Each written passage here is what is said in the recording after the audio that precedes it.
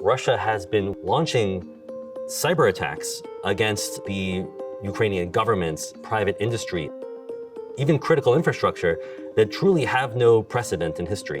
These are some of the most disruptive cyber attacks we've ever seen. I'm Andy Greenberg. I'm a senior writer with Wired and the author of the book Sandworm, and I'm going to walk you through the history of Russia's cyber attacks against Ukraine. Right now, of course, there is an actual full-scale Russian invasion of Ukraine taking place. Ukraine is now the epicenter of Russia's conflict with the West, as it has been in some ways sort of under the radar for the last almost decade. But it also is a country whose recent history has these lessons about the nature of cyber war. And it's a country where we can look to understand what Russia is capable of in its digital disruption and how to be prepared for it. 2014, Russia hacks the Ukrainian Central Election Commission. In 2014, Ukraine has a revolution and it pulls away from Russia's sphere of influence. And then later that year, as it's having its first presidential election, Russian state-sponsored hackers break into its Central Election Commission and essentially try to fake the results. They plant a spoofed image that seems to show that this far-right candidate has won by a landslide. In fact, he won like single-digit percentages of the votes. Now, actually, the Central Election Commission caught this fake results in time and managed to foil this, but Russian TV nonetheless broadcast those fake results, which kind of shows how they were working in league with these hackers. Putin and the Kremlin have always wanted to paint the new Ukrainian democratic government as controlled secretly by neo-Nazis. And so trying to spoof that the results showed that the actual winner of the election was this super far-right candidate was just another kind of beat in that campaign of disinformation. 2015. Russia hacks Ukraine's power grid. A now notorious group of state-sponsored hackers called Sandworm takes over Russia's cyber warfare in Ukraine. And they launch a whole series of attacks that hit Ukrainian media, government agencies. And then just before Christmas, they cap all this off with a cyber attack on the Ukrainian power grid, which is the first time in history that hackers actually trigger a blackout. But just to kind of add insult to injury, Sandworm also destroyed hundreds of computers inside of these utilities. They bombarded them with fake phone calls just to add an extra layer of chaos.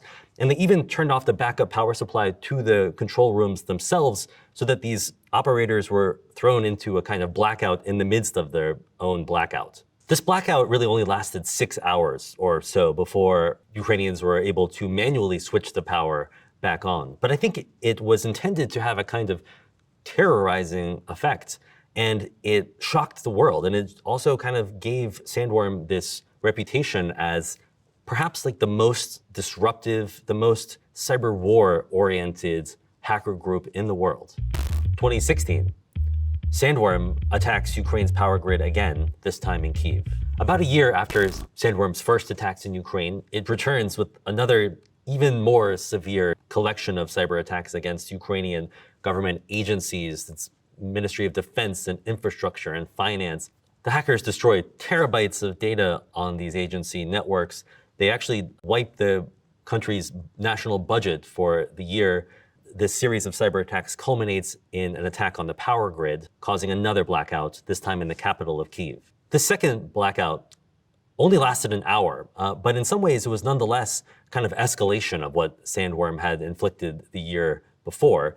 They actually disabled safety systems in this transmission station with the intention that when the Ukrainian operators rushed to turn the power back on, they might have caused an overload of current on power lines or even exploded a transformer. Truly dangerous and physically destructive effects of a kind that we had never seen before inside of an electrical utility.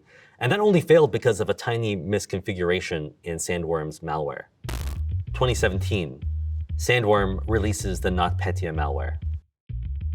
That morning of June 27, 2017, Ukrainians across the country began to see this ransomware message appear on computers in all sorts of networks, from private industry and banks to government agencies, hospitals.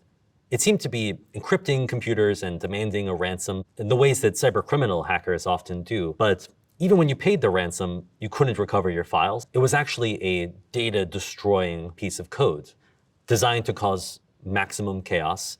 And then because internet worms do not generally stay within national boundaries, it spread to the rest of the world. NotPetya immediately hit companies like Maersk, the world's largest shipping firm, and FedEx, and Mondelez, which owns Cadbury and Nabisco, and Merck, the pharmaceutical giant.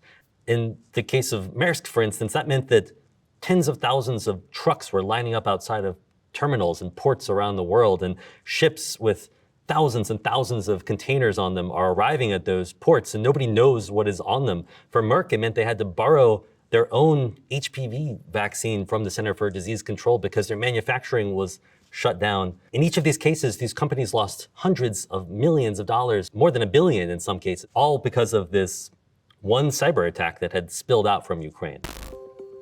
What comes next? In the years after NotPetya, Sandworm hit other targets around the world, including the 2018 Winter Olympics in Pyeongchang, Korea, to the nation of Georgia, where they shut down television stations in 2019. But we haven't seen Sandworm reappear in any obvious way in Ukraine.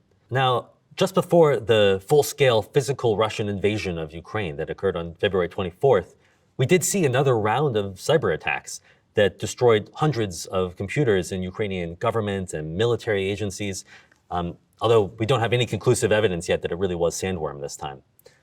Now, in the midst of this invasion, cyber war has been a pretty secondary element at best. People are dying by the thousands, refugees are fleeing the country. That is, of course, the context in which anything I say about cyber war has to be framed.